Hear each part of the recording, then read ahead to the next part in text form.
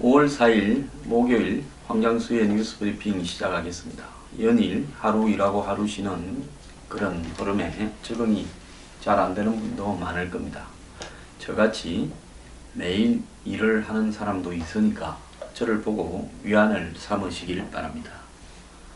어제 어떤 분이 저한테 와서 제가 국정원 해체를 주장하고 있다, 이렇게 사실이냐고 물었습니다.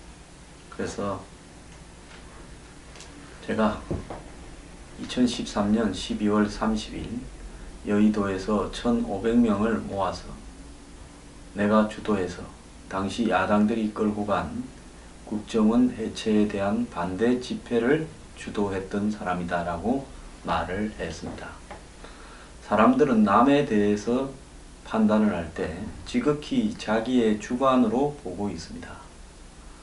저는 박근혜 탄핵에 찬성했다고 해서 제가 가진 개혁보수의 가치를 포기하지 않았습니다. 저는 제 나름대로의 가치를 가지고 계속 나갈 겁니다. 한국에 저 같은 사람도 있어야 되지 않겠습니까? 이 보수가 온 사방이 썩어 문드러져서 냄새가 진동하는데 누군가는 소금을 뿌리는 역할도 해야 되지 않겠나, 이렇게 생각을 합니다. 자, 지금 이 썩어 빠진 보수의 또 다른 문드러진 한부가 전 국민을 분노케 하고 웃기고 있습니다. 유승민과 13인의 도적들, 여기에 유승민은 도적에 포함되지 않습니다. 자, 얼마 전에, 그저께입니까? 이 13인이 바른정당을 버리고 자유한국당의 홍준표 후보를 지지한다, 그런데 입당한다라고 말을 하지 못한 부분은 탈당자에 대해서는 각 정당마다 쉽게 복당을 받아주지 않기 때문에 탈당자를 복당할 때는 최고위원회가 없을 때는 거기에 상응하는 비대위에서 결의를 해서 탈당자 복당을 허용하게 되어 있습니다. 그러니까 이 13명은 자유한국당의 전신인 새누리당을 100일 전에 탈당해서 나갔기 때문에 이들이 다시 온다고 하면 당의 최고의결기구에서 결의를 해야 입당 허용이 가능한데, 현재는 최고위원회가 없고 비대위가 구성되어 있는데 이 비대위에서 이들을 의결할 행편이 안 된다는 겁니다. 겉으로 내세우는 명분은 대선이 진행되고 있어서 회의를 할 시간이 없다라는 거지만, 진짜 명분은 여전히 자유한국당 뒤에 틀어박혀서 박근혜 대통령을 살려야 된다라고 주장하는 친박 핵심들이 이 13명에 대해서 복당을 허용하는 부분을 강하게 반발하고 있어서 엊그제 이 13명이 홍준표를 지지한다라고 기자회견을 할 때 곧바로 서청원, 윤상현, 조원진 거의 모든 친박들이 입장을 내어서 이들을 비판했습니다. 탄핵에 찬성하고 갈 때는 언제고 이제 상황이 어려워지니까 기어 들어오느냐. 과거부터 반성을 해라. 반성문을 제대로 써라. 그냥 넣어줘서는 안 된다. 한성규 의원은 저들을 복당 허용하면 내가 나가겠다 까지 이야기했고, 제일 신이 나서 공격하는 사람은 새누리당의 조원진 후보입니다.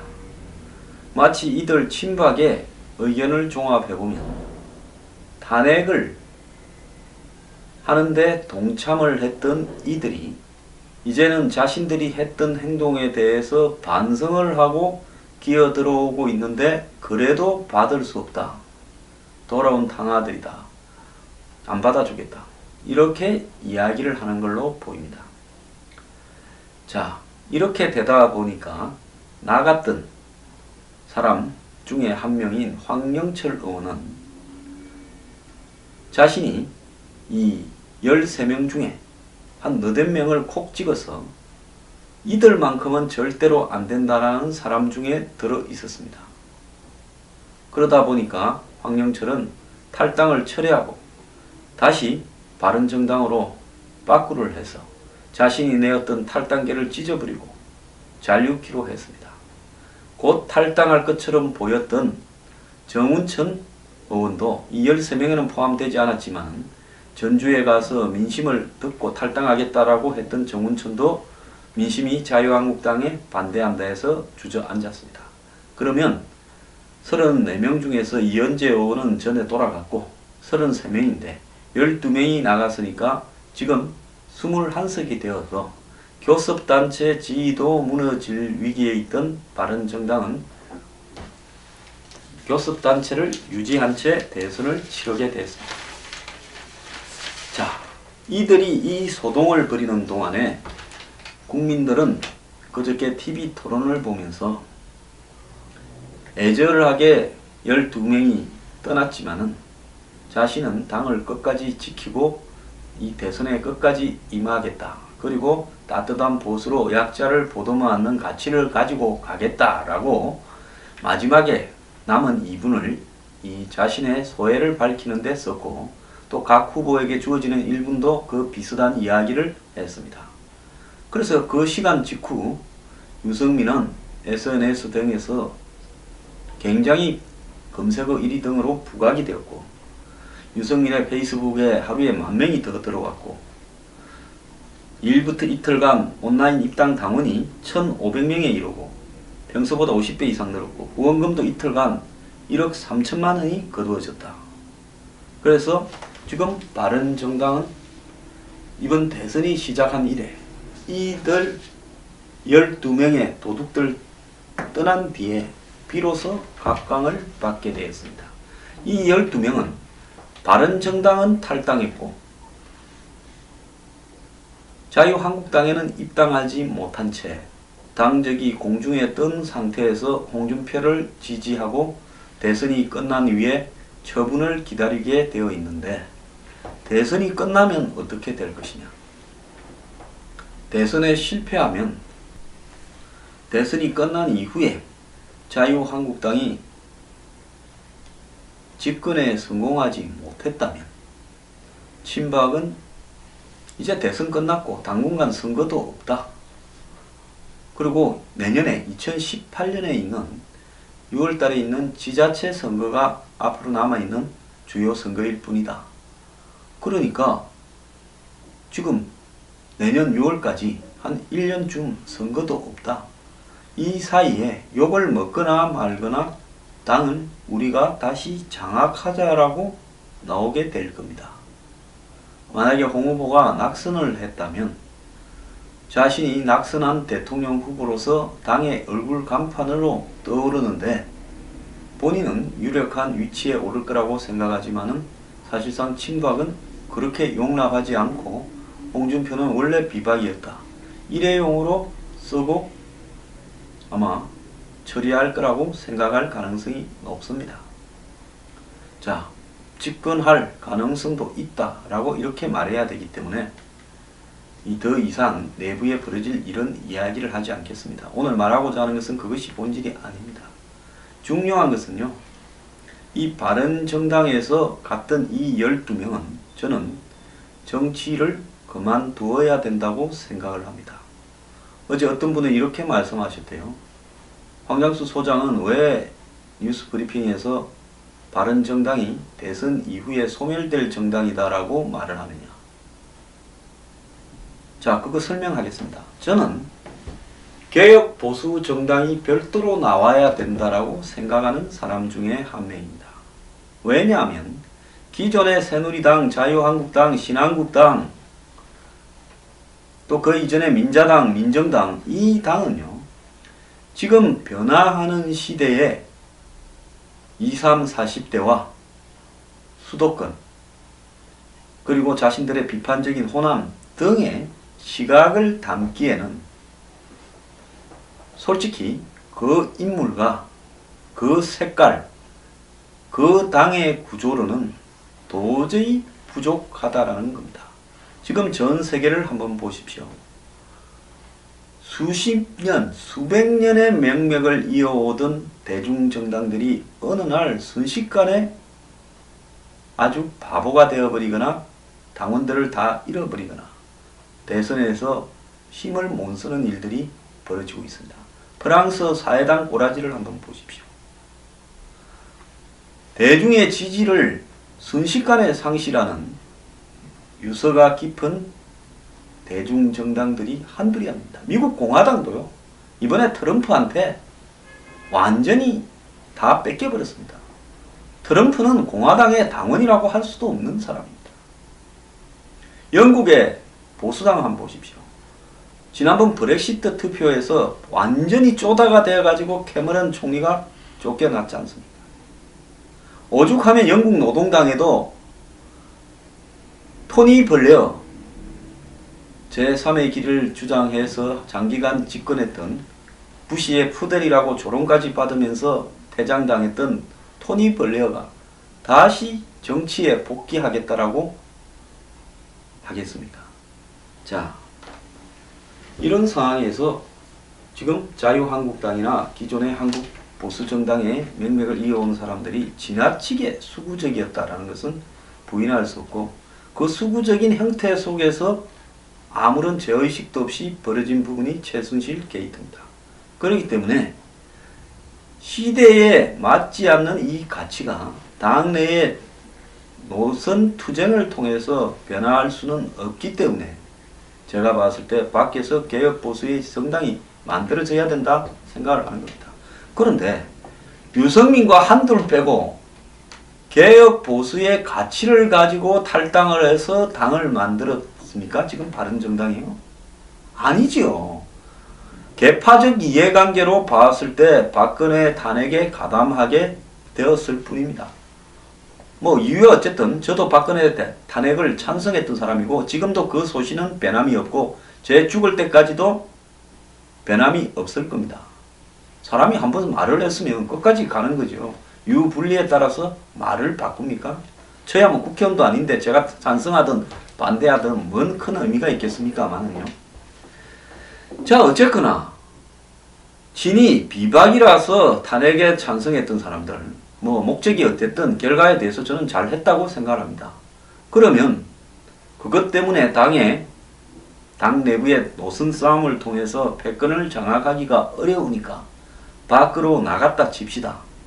그렇다면 유승민이 주로 정책을 만들었는데 정강 정책을 유승민의 가치가 옳다면 거기에 모여서 깊게 토론하고 논의하면서 그 가치를 자기 걸로 해야 됩니다.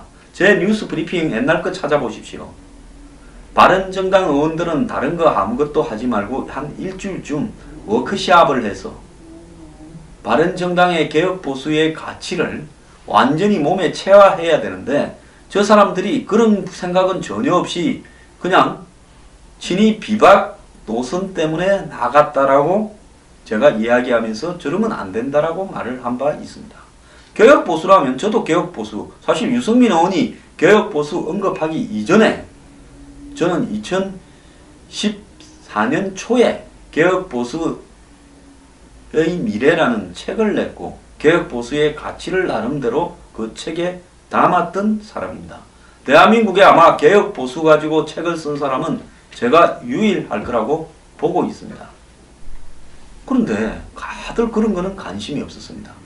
나갈 때 형식적으로 남경필, 유승민을 경선 붙였지 그 바른정당에 나간 의원들은 재선, 3선, 4선, 5선 등 선수가 높은 또 대를 이어서 국회의원을 하고 집도 부자인 이런 의원들이 대부분입니다.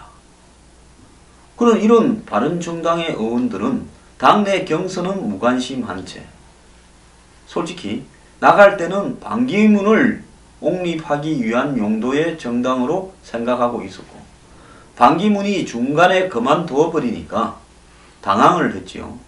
그러면 차라리 나가서 반기문을 영입해서 앉히던가 또 이것저것 재다가 그 타이밍도 놓치고 반기문이 갑자기 들어가 버렸습니다. 그래 되니까 당내 경선은 경선이고 그 다음에는 김종인이가 대선에 나온다니까 어떻게 해볼까 생각을 하다가 그 다음에 당내 경선에 누구 뽑히면 그 사람 데리고 되는 쪽에 광을 팔까 생각을 했습니다. 사실 이번에 탈당을 선언했던 13명은 한 보름 전부터 거사를 했죠. 그 거사를 할 때쯤에는 안철수의 지지가 문재인을 턱밑까지 추격할 때였습니다. 자, 우리가 탈당해서 아니면 단일화를 요구를 해서 유승민을 사퇴시키고 안철수로 다 합치는데 일조하자. 자유한국당 저 사람들은 내부의 친박이고 사정이 복잡해서 그래 못할 거니까 발 빠르게 우리가 보수의 가치를 가지고 안철수한테 얹으면 돈이 될 거다 이랬는데, 안철수가 자강론 어쩌고 호남표 의식하고 박지원 의식하고 이러면서 이들에게 오면 뭘 어떻게 해 주겠다라는 한마디로 광을 파는 일에 대해서 의논을 안 한 겁니다. 들어오려면 조용히 내 밑에 들어와라. 뭐 협상은 없다. 투항하라는 거, 뺏기 투항하라는 이야기였죠. 그러니까 이들은 안철수의 지지가 조금씩 내려가고 있으니까 그 당시로는 안철수가 좀 다급해지면 우리한테 새 보따리를 내놓을 거다. 그때까지 기다리면서 광값을 두둑하게 받자.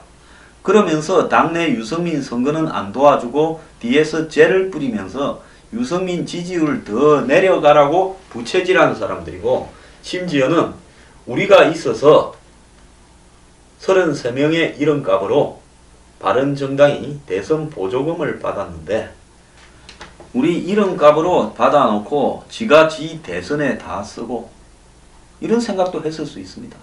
바른정당은 선관위 대선 선거 보조금으로 63억을 받았습니다. 전국 대선을 치르기에는 부족한 부분일 거예요. 그런데 이 63억에 바른정당 의원 33명, 한때는 34명이었죠. 계산을 해보면 우리 이름으로 두 당 2억씩이 들어갔을 건데, 이 돈을 유승민이 자기 이름 올리는 선거에 다 쓰냐고 속으로 불만을 가지고 있었을 겁니다. 과거에 좋은 시절에는 대선을 치르기 전에 아마 의원 1인당 지역에 가서 선거해라고 당에서 돈도 좀 줬던 걸로 알고 있습니다.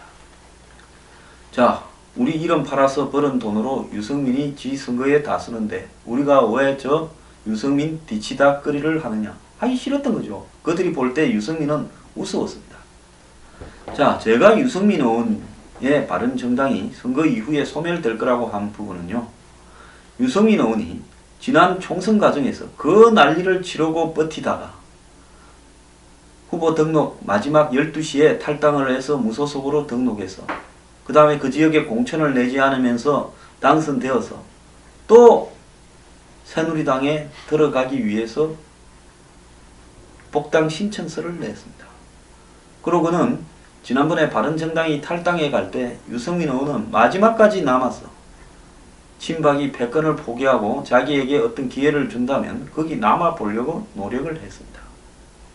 자, 유승민 의원이 박근혜 대통령에게 저항했다라는 부분은 한때는 유승민 의원에게 주어진 낙인이고 지금도 배신자라는 대구 지역에 낙인이 있지만은, 다른 한편으로는 탄핵당할 만큼의 일을 저지른 박근혜 대통령에게 그나마 강하게 원내대표 시절부터 저항을 해서 원내대표에서도 쫓겨났던 유승민의 훈장이기도 한 겁니다. 그런데 문제는 유승민 의원이 이런 과정에서 TK에 이게 지나치게 집착을 하고 과단성 있는 모습을 제대로 보여주지 못했다는 겁니다. 자, 그리고 제가 지금까지 이야기한 것처럼 바른정당의 의원 제가 볼 때 한 서너 명 빼놓고는 나머지는 밖에 나와서 대선 후보를 영입해서 잘 되고 자유한국당이 망해버렸으면 좋았을 건데 그러지 않았기 때문에 이제는 되는 집에 무조건 붙으려고 하는 속성을 가진 사람입니다. 그래서 유승민 의원 스스로도 과거에 명확하게 독립적인 개혁보수의 길을 가지 못했고, 대부분의 바른정당 의원들은 한마디로 이해타산에 밝은 떴다방 선수들이기 때문에 이들이 당을 하기 어려웠을 거라고 저는 말했던 겁니다. 그런데 저는 유승민 의원이 끝까지 개혁보수의 가치를 가지고 이번에 국민들이 보내주는 환호에 답을 하면서 꿋꿋이 가는 것은 의미가 있다고 생각을 하고 잘 되기를 바라는 사람입니다. 자, 그런데 지금 우리 보수 진영에서는 또요, 상당히 많은 보수의 성향을 가진 국민들이 낡은 보수로는 안 된다, 기득권을 옹호하는 부패한 수구 보수로서는 안 된다, 보수라는 어떤 정당이 한마디로 기득권의 앞잡이들의 밥벌이 수단이 되어서는 안 된다, 보수가 혁신되어야 된다라는 열망을 가진 사람들이 많습니다. 좌파나 야당의 색깔을 매우 못마땅하게 생각을 하면서도 보수를 지지하고 싶은데 자신들이 가지고 있는 바람직한 보수의 모양을 담아내는 그릇이 없다라는 부분에 대해서 굉장히 실망하고 있는 사람들이 이번에 13명이 벌인 이 낙동강 오리알 소동을 보고 분노하면서 상대적으로 유승민에 대한 지지로 가고 있다, 이렇게 봅니다. 홍준표 후보는 괜히 그냥 알아서 들어오든가 말든가 놔둬 버렸어야 될 건데 이들을 만나가지고 홍 후보의 상승세에 오히려 마이너스가 되지 않을까 걱정입니다. 자, 홍 후보가 이들이 입당한다 했을 때 당일 지지는 올랐습니다만은 다음날 벌어진 여러가지 이런 여파들로 결국 이들의 입당이 홍 후보의 대세에는 크게 영향을 끼치지 못할 겁니다. 자, 철새가 떠난 자리에 관심이 찾아왔다라고 한 언론은 타이틀을 달았습니다. 정치판의 철새는요, 정말로 사라져야 됩니다. 과거에 제가 노무현 후보의 행동에 대해서 비판을 하면서 후단협을 만들었는데요, 민주당이요. 원내 책임을 제가 맡았습니다. 원내는 김원길 의원이 맡았고요. 그런데 탈당하니 많이 하면서 전부 멈추고 앉았어요. 그래서 제가 원내가 먼저 7명을 데리고 탈당했습니다. 처음에는 한 20명 이상이 나가자더니만 나간 날 아침에는 원내위원장 7명밖에 안 왔습니다. 그 데리고 탈당했어요. 그리고는 저는 떠난 그 민주당을 되돌아보지 않고 엄청난 한마디로 정치권에 퇴출되는 수모까지도 겪으면서 철새라는 이야기까지 들으면서 끝까지 밖에서 버텼고 나름대로 개혁보수 정당을 만들어 보려고 여러 시도도 해보고 하고 여기까지 왔습니다. 그런데 그때 의원 한 8명가량은 후단협 의원 탈당을 했다가 노무현으로 단일화되니까 또 다시 기어 들어갔습니다. 그리고 그들 대부분은 다시는 정치권에 살아남지 못했습니다. 자, 탈당하려면 일찍 탈당해서 당시 이들은 정몽준하고 붙자는 입장인데 가든지